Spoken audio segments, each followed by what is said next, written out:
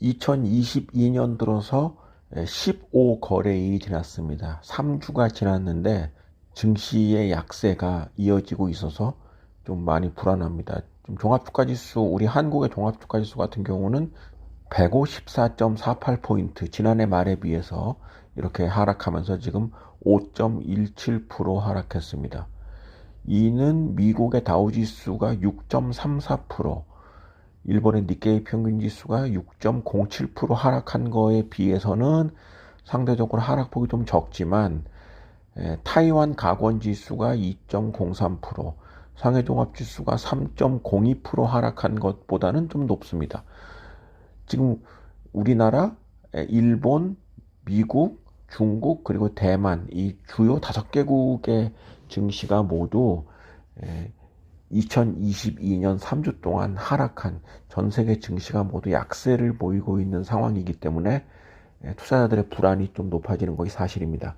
자, 중요한 거는 네 번째 주를 맞이하는 현 시점, 그렇게 분위기가 좋지 않은 상황에서 1월 마지막 주에 굉장히 중요한 이벤트들이 있기 때문에 투자자 여러분들 입장에서는 이 이벤트를 절대 놓쳐서는 안 되겠다라는 것입니다. 바로 실적 발표가 되겠는데, 마지막 주가 실적 발표에 이른바 좀 슈퍼 위크다, 이런 표현을 해도 틀리지가 않습니다. 우리나라 기업에 보면은 삼성바이오로직스와 동서가 1월 24일 월요일 날 실적 발표를 하고, 현대차는 화요일 25일에 실적 발표를 합니다.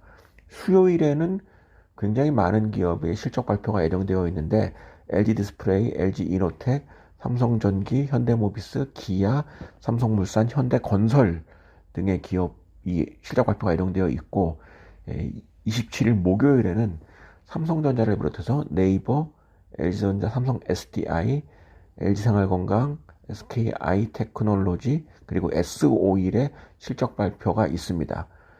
1월의 마지막 거래일인 28일 금요일에는 SK하이닉스, SK이노베이션, 포스코, 그리고 삼성카드 등 주요 시가총액 상위 기업들의 실적이 거의 대부분 1월 마지막 주에 발표되기 때문에 실적 발표가 좋을 경우에 지금 약세를 보이고 있는 증시에 어느 정도 반전 모멘텀이 일어날 수가 있다라고 할 수 있고, 반대로 실적이 부진한 것으로 나타날 경우에는 3주 연속 주가가 하락한 것에 무관하게 주가는 약세를 이어갈 가능성도 있기 때문에 굉장히 중요한 이벤트가 아닌가 생각을 합니다.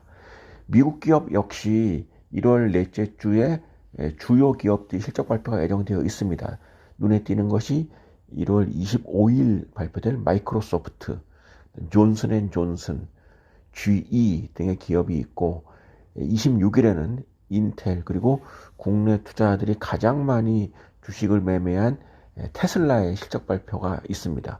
그리고 27일 목요일에는 미국 증시 시가총액 1위 기업인 애플, 그리고 맥도날드, 비자, 마스터카드 등의 실적 발표가 있고, 28일 금요일에는 카테필라와 쉐보론 등의 실적 발표가 예정되어 있습니다.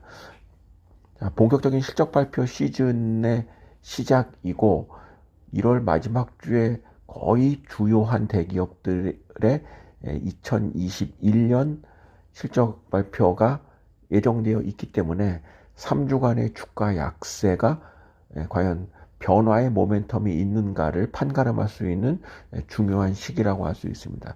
특히 미국 기업 같은 경우는 지난해 주가의 상승률이 굉장히 높았기 때문에 발표되는 실적이 예상치를 상회해야 본전이다, 조금이라도 그런 예상치에 미치지 못할 경우에는 주가의 약세폭이 두드러질 수 있다. 1월 셋째 주 마지막 날 시작 발표를 했던 넷플릭스처럼 하루에 뭐 20% 이상 주가가 하락하는 일도 나타날 가능성이 있기 때문에, 실적 발표가 예상치에 부합하지 못할 경우에 이런 그야말로 사고가 날 수가 있다는 점을 생각을 해서 좀 긴장된 마음으로 1월 마지막 주를 지켜봐야 되겠다고 생각을 합니다.